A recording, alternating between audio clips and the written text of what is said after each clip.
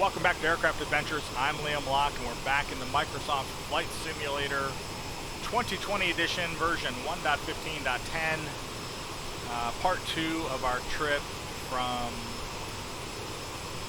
Orlando International Airport to Louis Armstrong New Orleans International Airport in Louisiana in the Aerosoft CRJ 700, just leaving the coast of Florida, heading out over the Gulf. We've reached our cruise altitude of 38,000 feet, trying to fly at Mach 7.4 and already starting to speed up. We're at Mach 0.77, so we got to manage the thrust. It was interesting there as we were reaching our cruising altitude of 38,000.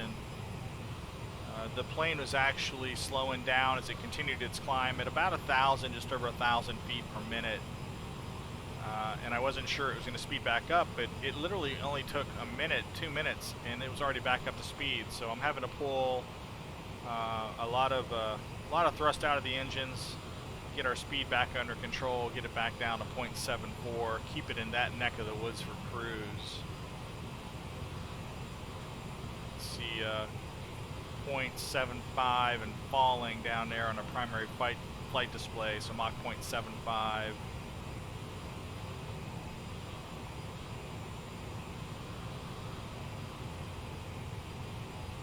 So everything so far has been pretty uneventful. It's going well. We don't have any warnings. Everything's in the green.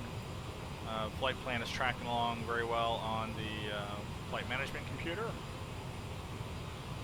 So we want to start thinking about our arrival into New Orleans. What do we need to get set up? What information do we need to have? We did say that we were going to be flying a star, right? The AWDAD-1 star into New Orleans for getting us lined up with the approach for ILS runway 11. So we'll probably need to take a look at the star first. So I'm going to go out to Navigraph, go ahead and bring up that star, make it so we can see where we're coming from and what we're going to be doing.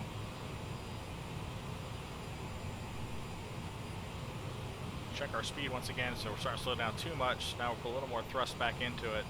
But this is the fun in the CRJ is definitely managing thrust. We're spoiled with the Airbus and the Boeing aircraft, you know, having an auto thrust option. So this will probably speed it up a little bit. We'll come back and check it here in a moment. But let's look at Navigraph for a quick second.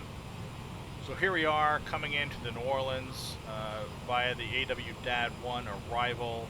HRV should be right here. This is going to be our VOR, last waypoint on our flight plan, and then we'll engage here at the AWDAD waypoint, come about, and start to get lined up to intercept the localizer for ILS runway 11.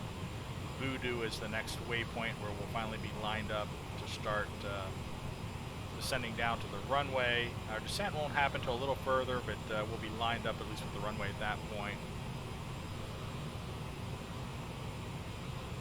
Information we're going to need, so we expect the transition altitude, of course, is from 18,000 feet, and it is transition level, flight level 18,000. We do have a flight constraint, so when we get to the AWDAD, right,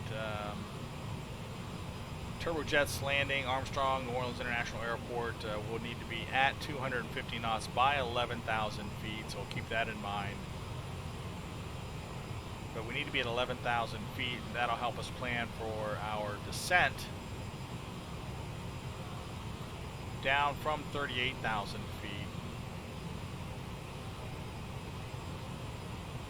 You can look here at the markers. We don't have a specific marker. We've got a lot of distance here, and we'll actually look at it on the flight management computer to see how far we are. One thing I want to change before we continue with this, so I see the 11,000 constraint. That's primarily what I'm looking for. So AWDAD is going to be our first flight level constraint. I don't have any other flight level constraints coming into Louisiana, so that's the one that really is going to stick out in my mind. We'll make sure that that's set in the flight management computer. So let's hop back into the aircraft for a moment take a look at the flight plan again. Well, one thing I want to change is I want to put our VNav data onto the navigation display. So we can bring up this MFD menu and change our configuration here to include VNav data. So now we can see next waypoint, approximate time till we get there, how many nautical miles away each of the waypoints are. Currently we're 456 nautical miles away from Louisiana, so we've got a little ways to go. We're thinking about this well in advance, and our descent altitude constraint we can see here for AWDAT is 11,000. Other pieces of information we need to get is our ILS information for the runway. So back in the Navigraph, I want to open up the ILS approach chart. So we go back out here to Navigraph. Make note of information for the ILS runway. So runway 11, the localizer is on a frequency of 109.9, and its indicator code IMSY. Approach course 106 degrees. Airport elevation is going to be 4 feet. Our touchstone elevation on the runway is the same at 4 feet. ATIS information, make a note of that because we want to program that probably now just to confirm that the active runways align with 11. They should based on the weather. So 127.55. And then take a look here at our go around. So go around altitude is going to be 2,000 feet. Then we'll look down here for our decision altitude and 204. So decision altitude 204 feet. Okay, we can see. So Turtle is going to be our initial approach fix. For this approach to ILS 11, we'll descend from 4,000 feet down to 2,000 feet where we'll engage the glide slope and then descend down to the runway. That'll be approximately 8.3 nautical miles away from the DME for the IMSY localizer. Plenty of distance. We'll have PAPI lights for our approach. So we've got this information. We can go back into the aircraft.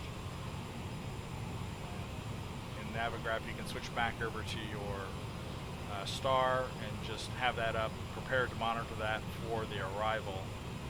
We've got quite a ways to go, so we'll probably speed up this flight and get a little closer for our top of descent, and then come back and finish this approach into Nowlands. Okay, let's take another look outside again. Nothing to see but a contrail, a very few smattering of clouds.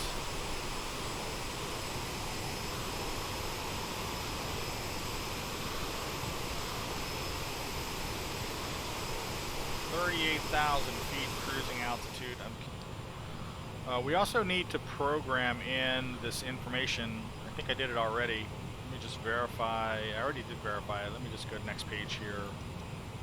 Yep, we've got our star already pre-programmed, so hopefully there's no change. And I mentioned that I made note of the ATIS frequency because I want to try and get the weather information as well as active runways from ATIS as soon as we get close enough to New Orleans, so we can go ahead and drop that into the radios right now. Now this is not very realistic because we should be flying with air traffic control, doing handoffs and the whole 9 yards, and honestly I really do wish that that worked. It's not my desire to fly without air traffic control because again we're taking away from the realism of the flight, but I'm not flying on VATSIM although I'm going to, I'm planning to get on VATSIM here at some point. I'm actually a little nervous about it, but I would prefer to actually be flying with air traffic control if it worked. All right, that's probably the biggest thing to say. If it worked, or even if I could just work around it, kind of quasi not working, but you can't. It's too rigid. And you know, my initial experience with air traffic control, if you try to do anything early, then you're outside of your assigned altitude, they complain, and they will not give you additional guidance, follow-on guidance, until you rectify whatever is not correct about your plane's position. So you got to get back up to altitude. By that point, you've missed a waypoint or you've missed top of descent, and they will not clear you. And then, you know, inevitably, a number of flights, especially in the Airbus, they would have me fly at my cruising altitude for entirely too long, give me last-minute descent guidance, and then expect you to drop from 18,000 feet, you know, 12,000 feet down to a 2,000-foot initial approach fix in a few minutes, and it just wasn't going to happen. And that got quite annoying. So again, you know, if you don't follow their exact direction, even when their guidance is wrong and you know it's wrong, you just can't work with air traffic control. I mean, I guess maybe it works better. I've seen people use it on some of the general aviation aircraft, and it seems to operate better at the lower altitudes. But if you're flying in any of the airliners, it's pretty much a no-go in my opinion. I know there's talks of some other systems out there that possibly improve that interaction. I have yet to find one that I personally like.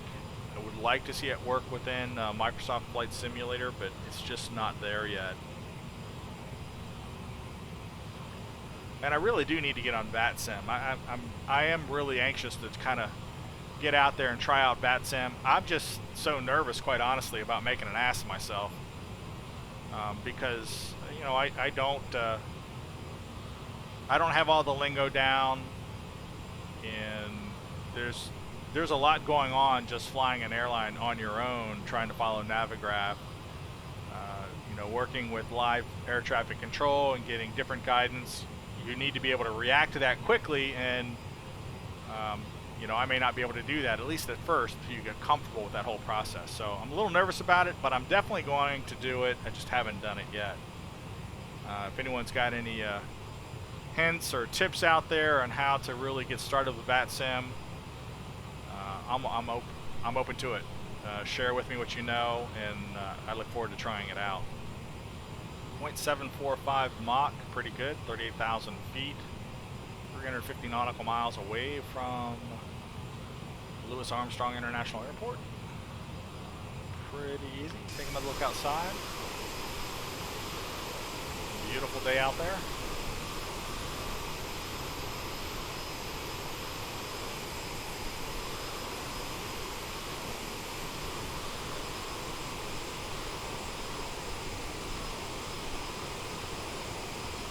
Yeah, it would suck right now to have an emergency way out here. I'm not sure where we would end up, but in the water.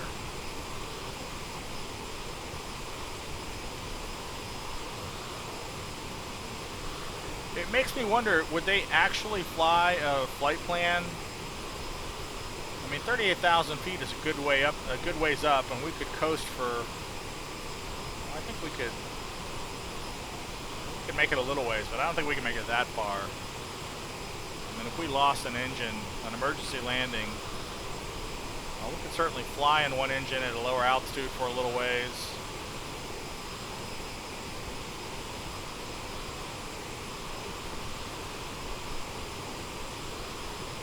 A little nerve-wracking. Fortunately, we don't have to worry about a failure. I don't think they even have failures enabled in the CRJ yet, do they? Is that the thing yet? I think I read in the FCOM that wasn't supported yet, or maybe I read it on the forum, I don't know. We'll have to try it out and see. You know, the funny thing is about setting up these flights is they always seem to be so much closer when you're initially laying them out on a map. Like, oh yeah, it won't take long to get from Orlando to New Orleans. It's not that far, right? Distance-wise on a map, that's nothing. 500, 600 nautical miles later. Wow, those two locations are a pretty good ways apart.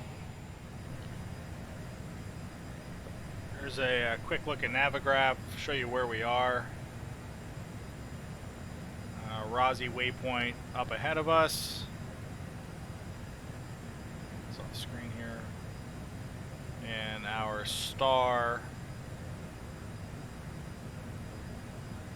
starts after we enter here at the HRV VOR, the Harvey VOR, and then we'll go to AWDAD.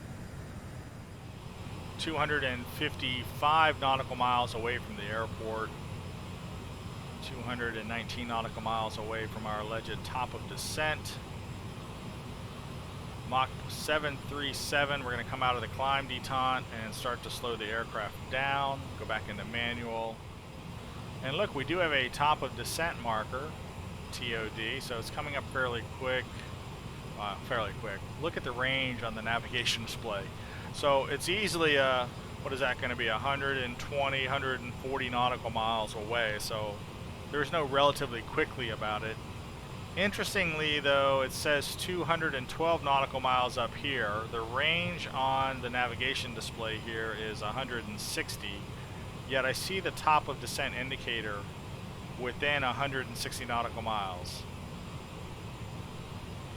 I wonder what the flight plan has for top of descent. Let's take a look at that. So top of descent occurs after Redfin, so that aligns with what the flight plan states. What was that? It's all a flash of light. The weather change outside? Are we flying into bad weather? Oh, we might be flying into some different weather.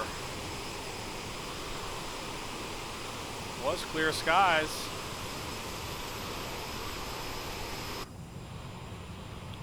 .764, take a little more out of the thrust. Top of descent. Alright, well, we're going to track along. We'll see how accurate it is. We'll certainly play along. I'm okay with that. The flight plan agrees with the top of descent after Redfin. The navigation display suggests that. Maybe I'm misinterpreting what this VNAV information is up here. I know I saw a flash. That's lightning. Something outside is flashing at us. Do you see that? Is that a little storm cloud over there?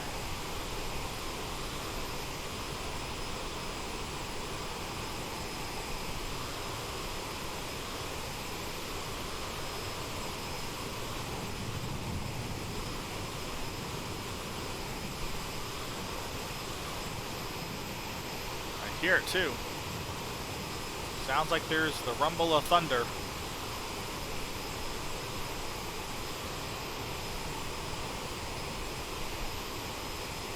Oh, there it is. Right beneath us. Looks like we might be flying into bad weather in New Orleans. Unfortunately, we don't have weather radar in the CRJ 700. We'll be flying blind into possible rough weather. Landing elevation is something we can set up now, so probably a good thing for us to do while we're thinking about it.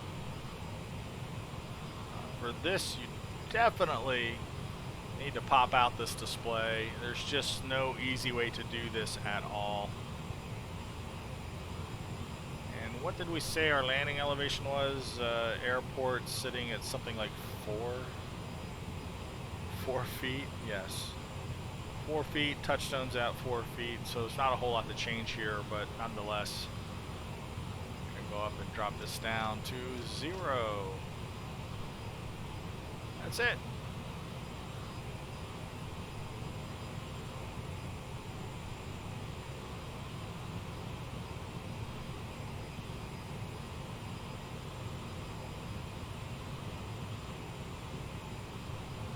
Even do it might even be easier to just pop out this navigation display, kind of keep it available to us as well.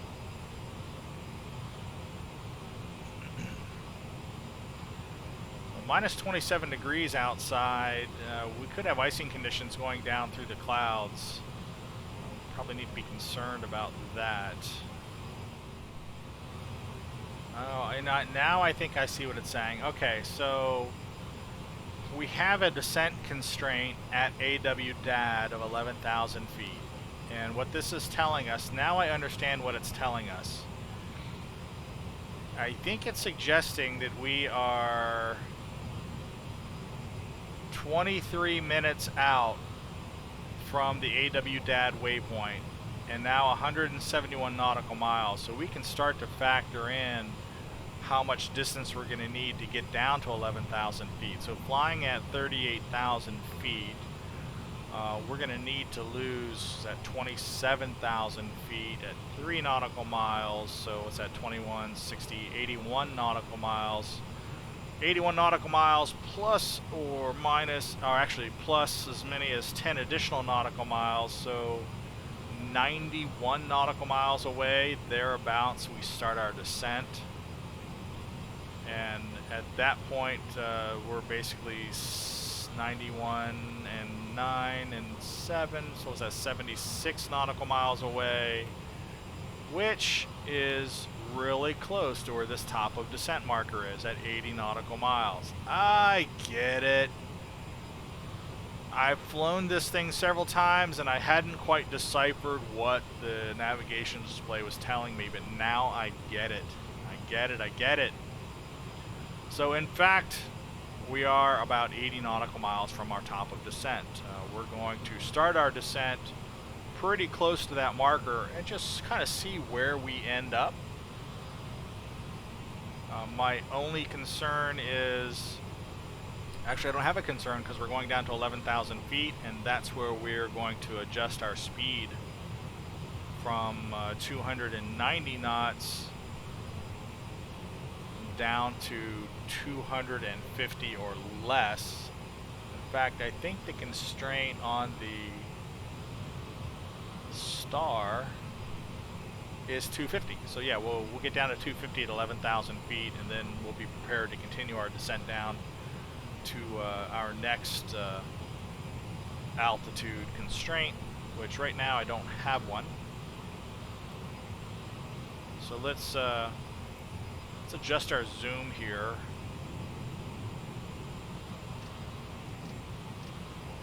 That's better. Clear up that screen just a little bit. It's getting a little busy.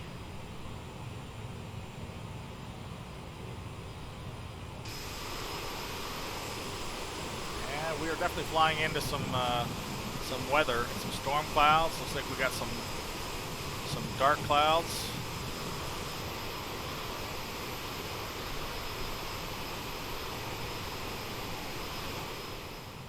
From AWDAD, we need to be at 11,000 feet. No sooner do we hit AWDAD, we need to start descending right away. Because we've got to go down from 11,000 feet down to 4,000 feet for the initial approach fix. 4,000 feet right after we hit AWDAD. So we won't waste any time. We'll be continuing our descent down really quickly. So we'll do a thrust idle descent. We'll get down to 11,000 feet and we will be ready to slow the aircraft down to 250 just before we reach that AWDAD waypoint.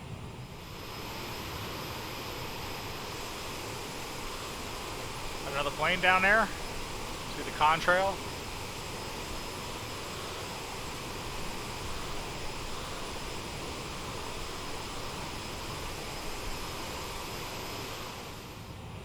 Well, we can go ahead and get prepared for our descent. It's still a little ways out. We can go ahead and set the altitude. Now, considering how far away I am, I still got quite a ways to go. It's probably a little early to be setting it, but we're going to go ahead and do it anyway. And one thing I've got out of the habit of doing, and this is more common in the Boeing aircraft and certainly in the CRJ as well, is heading to course adjustments. So we'll do a quick heading to course and get our heading bug aligned with the course that we're traveling. You get really spoiled in the Airbus with not having to do that heading to course adjustment on a routine, regular basis. 0.746 Mach. 127 nautical miles to the, away from the AWDAD waypoint. We said we wanted to start our descent somewhere in the neighborhood of 91 nautical miles away from that waypoint. That gives us another 36 or so nautical miles to go, which again still aligns with what we're seeing on the navigation display, with top of descent now being 40 nautical miles away from us. We'll start our descent slightly in advance of that top of descent marker. At least that's going to be my plan.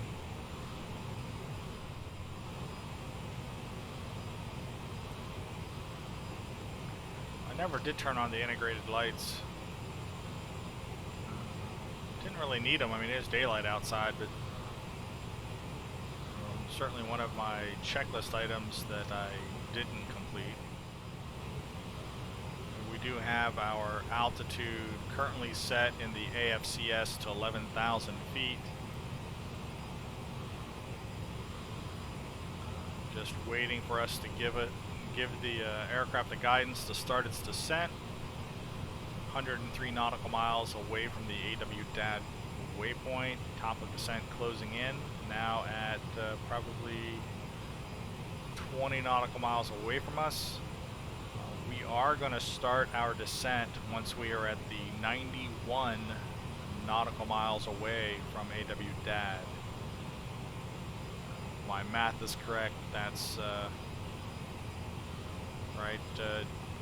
Altitude difference between 11,000 feet and our cruise, so 27,000 feet. Descending 1,000 feet every 3 nautical miles gives us 81 nautical miles to achieve that, plus a 10 nautical mile margin of error in case anything happens. So 91 is what we're shooting for. 98 nautical miles, now 97 nautical miles away from AWDAD. So very, very shortly here we start our descent.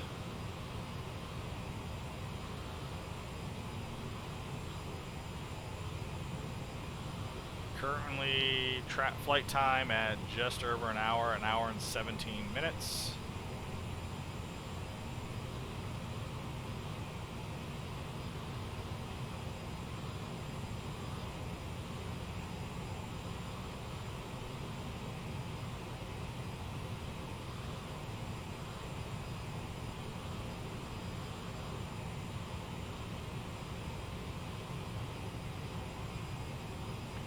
.92 nautical miles. It is just about time. We're going to let that tick over, and then we're going to go to speed.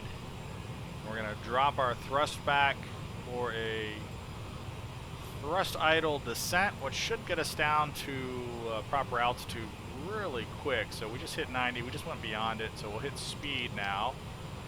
And we're going to pull the throttle back slowly. And thrust idle does pretty sharp descent. I probably don't need to do that much, so it'll make people sick. So we're dropping at about 2,000 feet. I'm gonna slow down a little bit more here.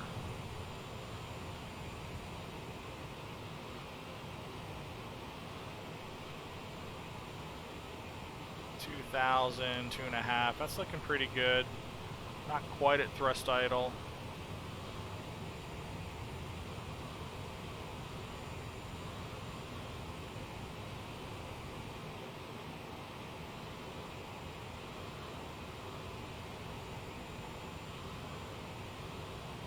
.74 Mach is what we're shooting for. Dropping 3,000 feet per minute.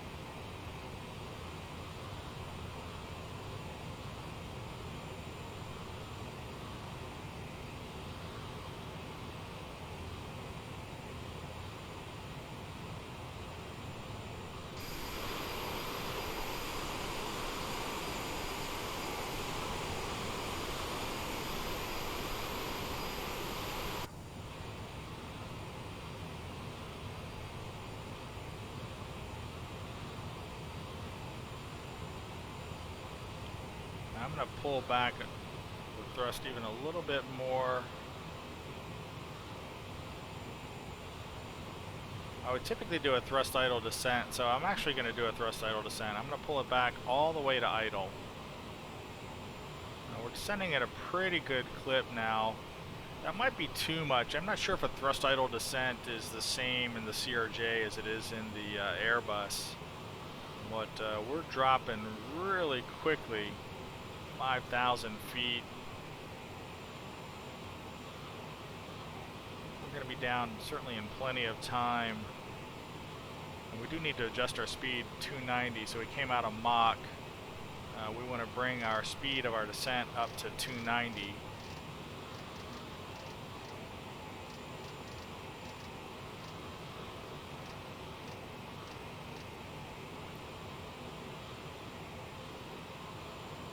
See, it's dropping entirely at too fast a speed right now. I'm going to put a little throttle into it.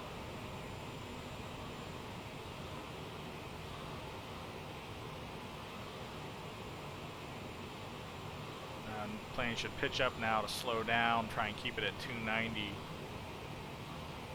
There we go. Getting a little more under control.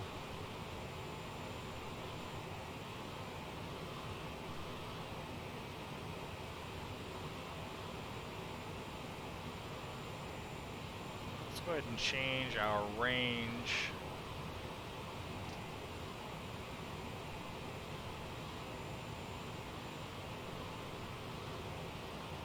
$25,000 feet.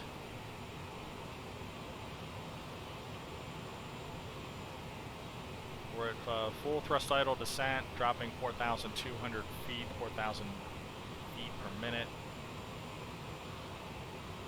Closing in on the Harvey VOR. Looks like we have entered the clouds. Not much to see at the moment. Just looks like we're just starting to enter the clouds.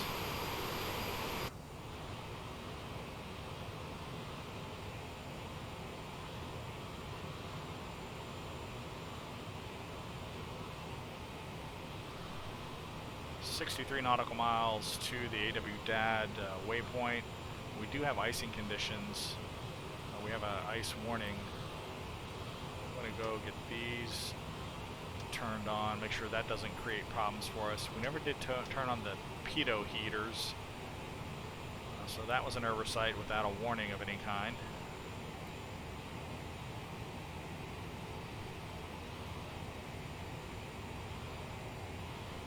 Crossing 20,000 feet.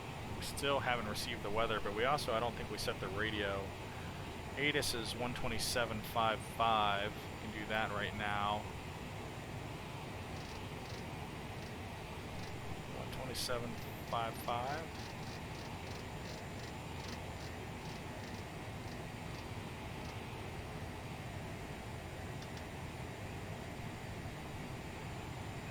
Airport information, Mike 1900 Zulu. Wind 120 and 12. Visibility 10. Sky condition, few clouds at 500 feet, few clouds at 4,300 feet, few clouds at 12,300 feet. Temperature 24. Dew point 10. QNH 30.07. ILS runway 11 in use. Landing and departing runway 11. VFR aircraft say direction of flight. All aircraft read back hold short instructions. Advise controller on it. Alright, so we have information Mike. We have crossed 18,000 feet. Go ahead and get our barometric pressure set for 3007.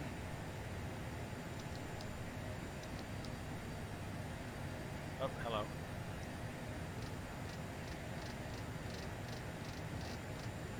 .007.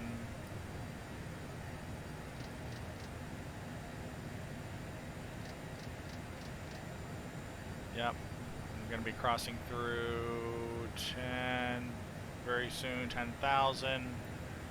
We'll just go ahead and get our lights situated now. Get set up for landing because I don't want to forget this. We're going to get the reversers armed here as well. Get them set.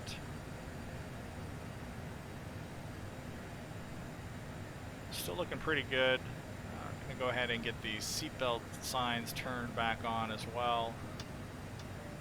Even though I think auto would activate on its own.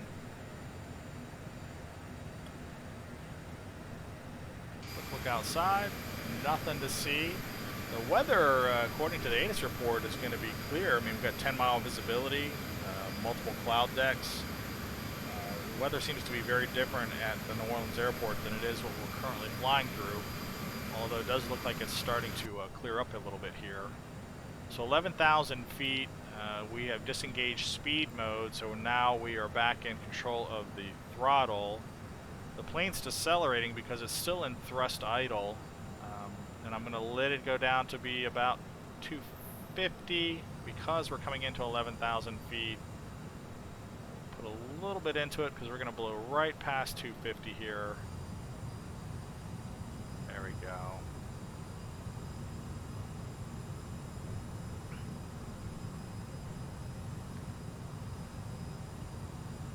Try and get our speed here a little bit under control.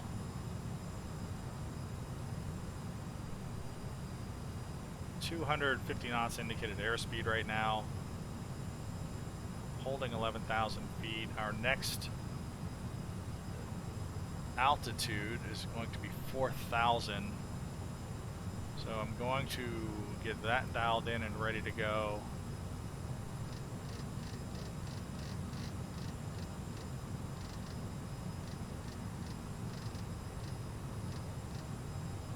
And we're going to switch up the screens here. I'm more interested in watching my airspeed and my descent profile and all that fun information as we get closer to the airport.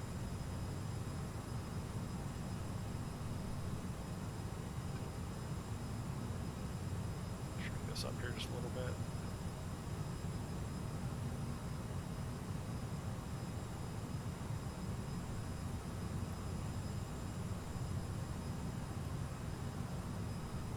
Not bad thrust-wise, just a little bit above 250.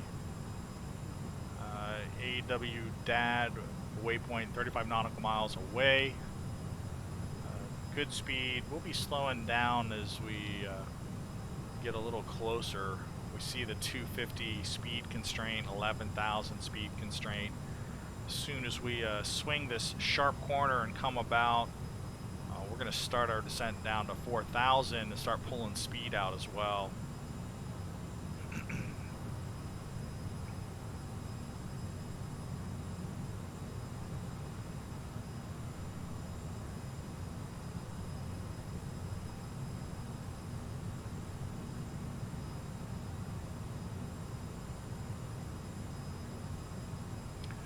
We want to get our information for landing, so 1099, I'm going to go ahead and get the radio configured.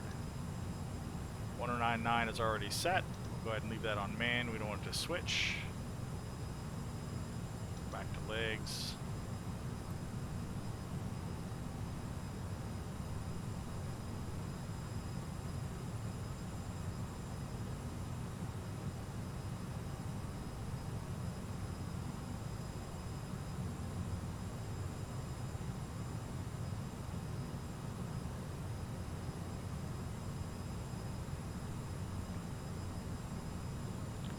Go ahead and change our range one more time here.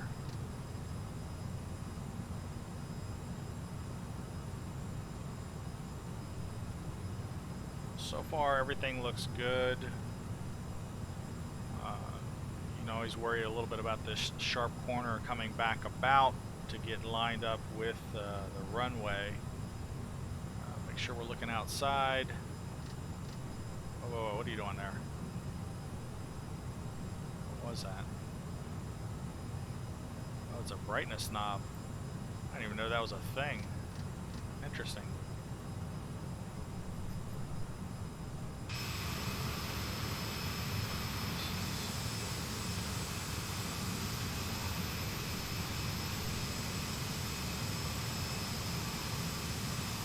Ah, cool. Love the lightning. A nice effect. Got an aircraft over there, see that?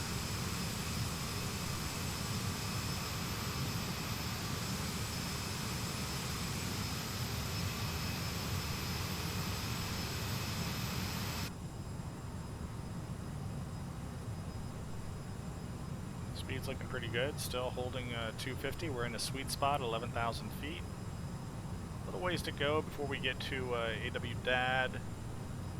Looks like 21 nautical miles, so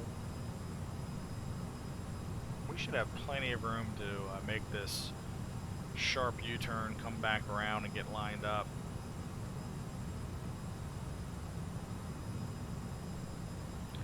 Good chance to sightsee with 20 nautical miles to go.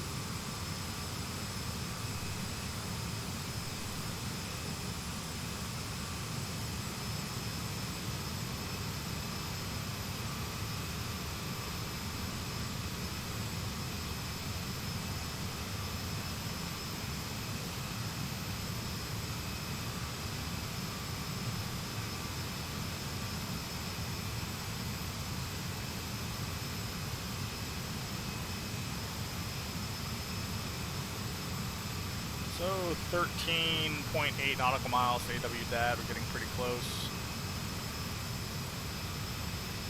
Speed is still holding pretty good at just above 250 knots indicated airspeed. AFCS is set for our next descent altitude to 4,000 feet. An interesting weather report from New Orleans. Visibility 10 with 3 levels of clouds, and we're literally right next to the airport. That weather report would not seem to be too accurate, quite honestly.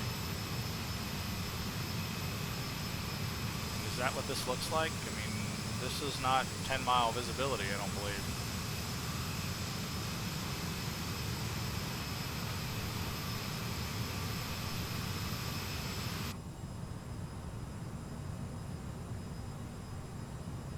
Change our range one more time here.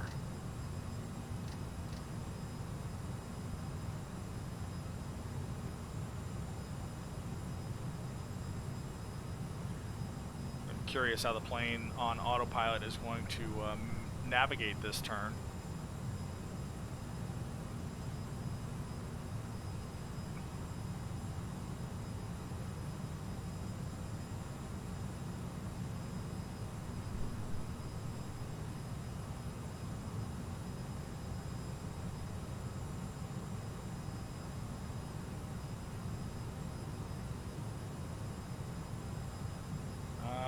Got left and right reversers armed. Yep, anti-ice is on. Seatbelts, no smoking signs are on, so all expected warnings. No yellow, no issues. Looks like the plane is actually starting its turn right now for the next waypoint. We're going to go ahead and start our descent down to 4,000 feet. Going to bring the throttle back out of it here as we start this turn around. I'm not going to be too aggressive with this because I really don't want to be making a 5,000 foot per minute descent down to 4,000 feet. That probably wouldn't be the best thing at the heavy bank coming back about. Pull a little bit more out, dropping at 800, 900, picking up to 1,000 feet per minute. We certainly want to continue our descent. I'm going to pull just a hair more out. Here we are dropping below 10,000 feet momentarily. Once we level out, I'll get a little more aggressive with this descent.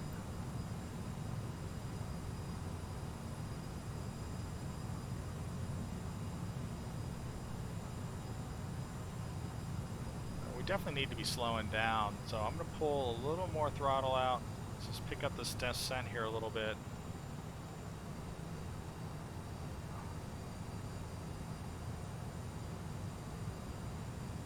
2,000 foot per minute. Starting to straight out. We'll pick up our descent pace here a little bit. Full thrust idle descent. 250 is the speed.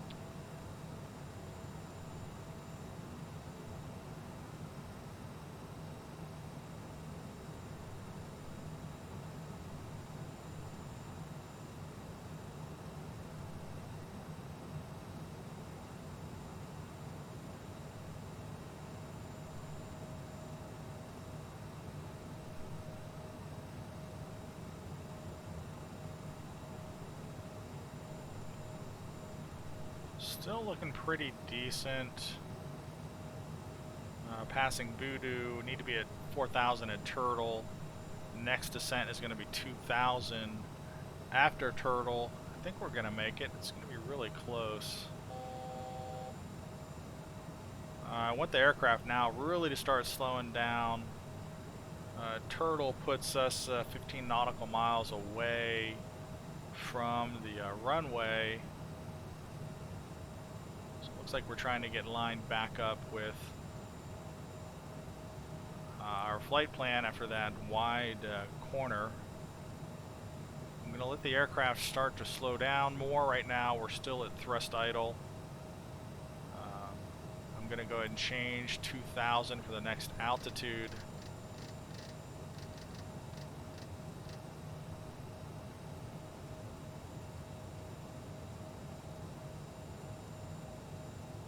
Under 230. We're going to go flaps 1.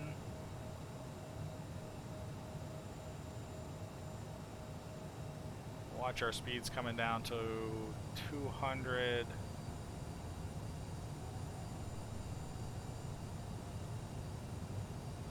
We're going to go flaps 8 degrees. Keep our speed up here now. We're dropping a little bit too much.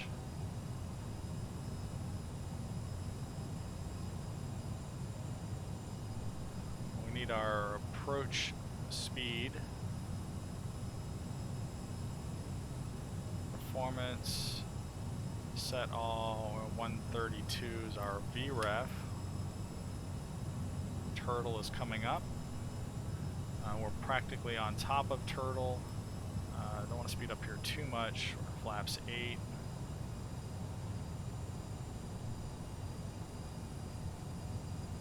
Alright, and Turtle is right here. We're going to go ahead and start our next descent down. Thrust idle descent again, down to 2,000.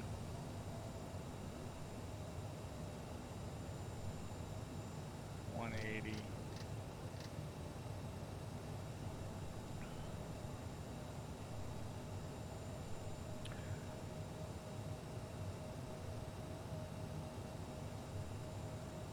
going to go ahead and engage the approach. Should lock onto the localizer, which we've done.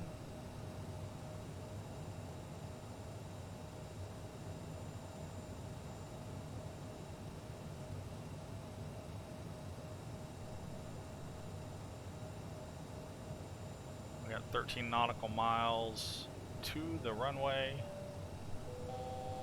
Ladies and gentlemen, we are about to land. Please remain seated until we have stopped.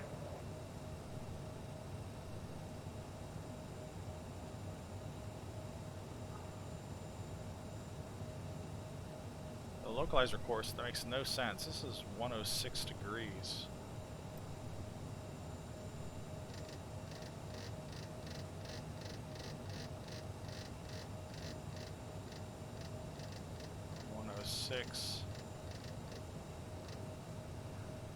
And we're slowing down again, get speed back into it. We're at 2,000 feet, coming in at 2,000 feet, trying to keep my speed not too fast. Slowing down even a little bit more here.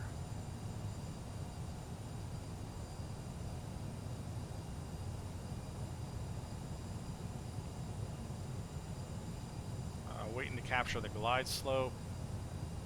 170 knots. We're going to go to the next flat position here.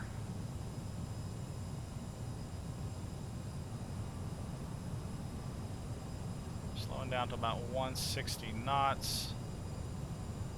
We're going to be descending to the runway here momentarily.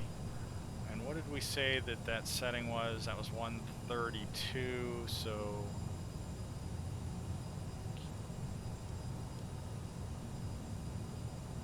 32 or at 150, slowing down some more. Glide slope still not engaged yet. Flaps, oh, is that flaps 20?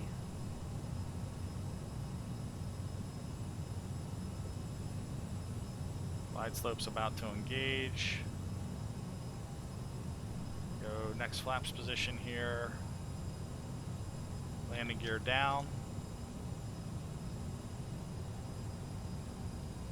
Watch our speed. Also keep an eye on our radio altitude from the ground.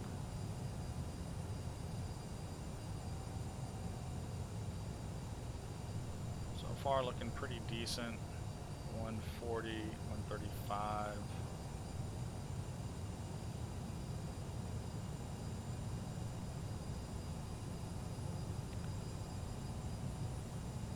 Gears down, get these landing lights here turned on. Speed 130, dropping a little bit too much. Looking for radio altitude of 1,000 feet before I go to full flaps. 130, slowing down a bit too much.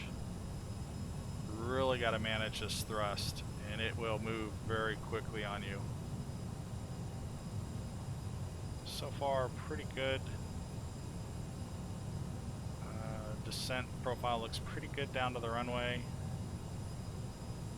When we go to full flaps, the plane's going to want to slow down really quickly, and you got to be ready to counteract that, that's for sure.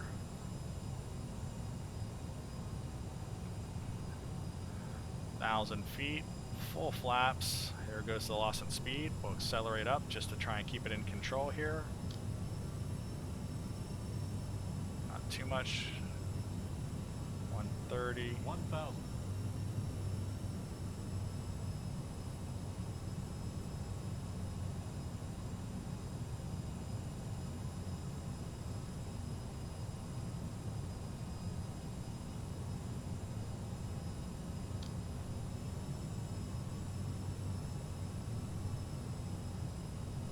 Okay, we're going to take it off autopilot and fly it in the rest of the ways. Trying to keep it as close to 130 as possible.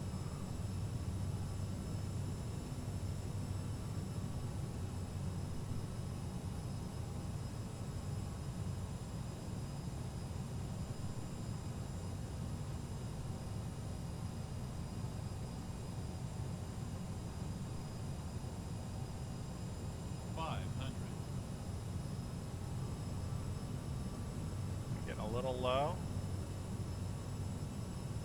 400.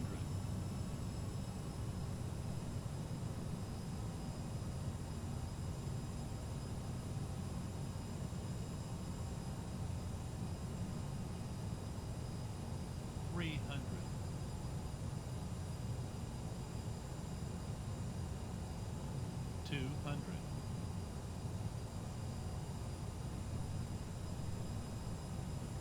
falling out of the sky here a little bit. 50, 40,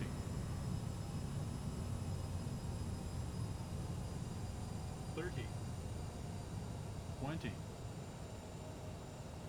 10. Okay, get the center line here. Reversers.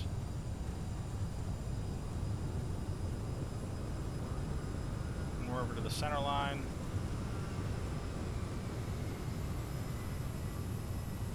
Alright, 60 knots. Disengage your reversers. Not bad. A little bit off there. Definitely that thrust management. You've got to pay attention to a lot of things coming in for a landing. I'm trying to line it up at the runway, and easily you'll drop from 132 knots, 140 knots down to 120 in just the blink of an eye. Now, we're supposed to be arriving at gate C14. This is something new that I tried in the flight simulator. I wanted to see if I could actually pull into the gate that I pre-programmed using the flight plan, just the basic flight plan configuration inside the simulator. Now, I should have an exit up here. Until the aircraft has come to a complete stop. Remember, where was that? I'm coming in, I think it's on this side here. We're going to keep on going down here to the end. It'll give me a chance to actually pull up the chart for the airport over here. Airport info, airport. Okay, I see where I'm going. There should be a turnoff right here. Perfect. So this is going to work out well for us. Let's get this off the screen. We do still need to get the aircraft cleaned up. Start our turn here. Get you off.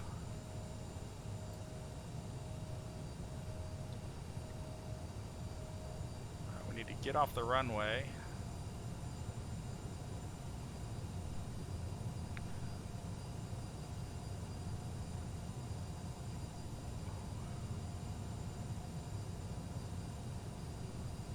We're gonna stop right here off the runway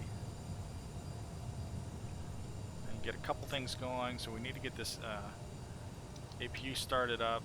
Go ahead and get these landing lights turned off. And get our strobe light turned off as well. I'll leave our transponder on for the time being.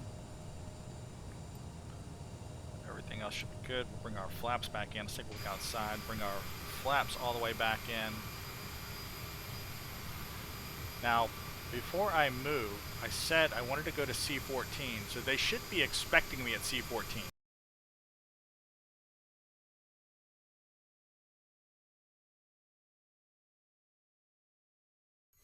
So what we expect from here is I should be able to contact air traffic control and go to my gate. So humor me for 1 second. Let's go to the drone camera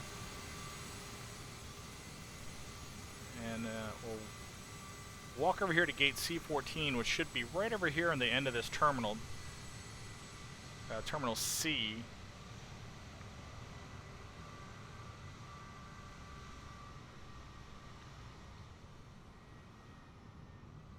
And this is 16. Alright, so here's 14. So what we're expecting is I set my destination gate to be C14. If we talk with air traffic control, which I can't do at the moment, when I get back in the aircraft, this gate should become alive. There should be a marshal here, and all the ground crew should be waiting to receive us. So let's give that a shot. So we'll go back to the aircraft here. Go back inside. We're about ready to taxi to the gate. We need to get the APU turned on. Give that a second to get started here. There we go, should be ready. Get that started up. And now let's try and talk to air traffic control and get that gate assignment. Orleans ground. Request taxi to gate. New Orleans ground, United 6516, request taxi to the gate. United 6516 taxi to gate Charlie 14 using taxiway Foxtrot Golf Hotel. Yeah, I think this is gonna work. Taxiing to gate Charlie 14 via taxiway Foxtrot Golf Hotel United 6516. All right, and now let's make our way for the gate. Release the parking brake.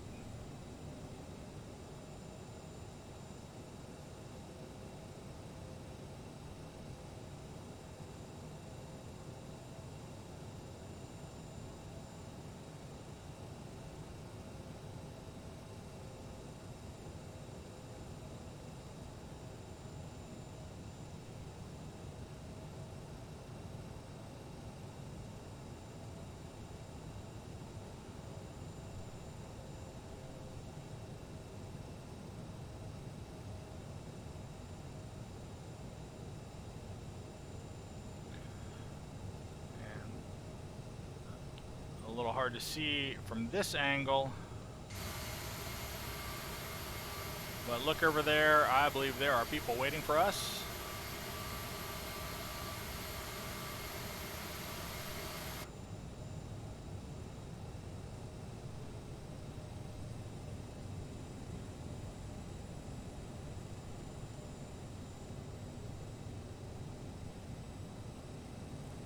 This should be our gate here.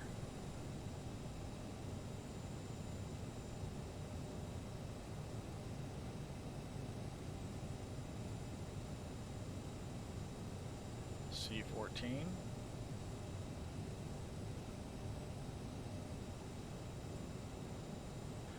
There are people here. I don't see the marshaller though.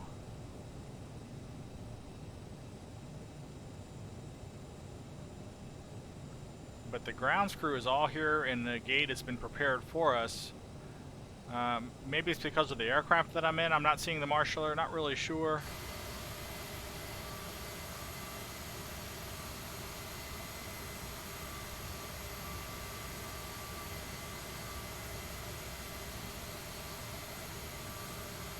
Looks good. It doesn't matter. That's a success. Glad that works out. I'm looking forward to trying that on all my future flights to make sure that the gate that I want to arrive at is the gate that's assigned to me. Whoa, hello. Parking brake, please. Where's that parking brake here not setting? Parking brake. Yes. So as I was starting to say, definitely something I'm going to do on all of my flights is pick my arrival gate. That way it aligns to where I want to be at the terminal when I arrive. And hopefully we'll expect to see a marshaller at the gate, but this is proof positive right here enough for me that the grounds crew will certainly be ready to receive us at a gate rather than you know, just pulling into some random gate or letting air traffic control randomly assign us a gate. Well, that's it. That completes this flight from Orlando, Florida to New Orleans, Louisiana. Thanks for watching. I appreciate you flying along. If you like this video, by all means, click that like button. I do appreciate it. And if you want to see more of these, click that subscribe button. Come back and check out my future flights where we'll be using this new gate assignment. Yes. I'm Liam Locke. This is Aircraft Adventures, and I will see you next time. Thanks. Bye.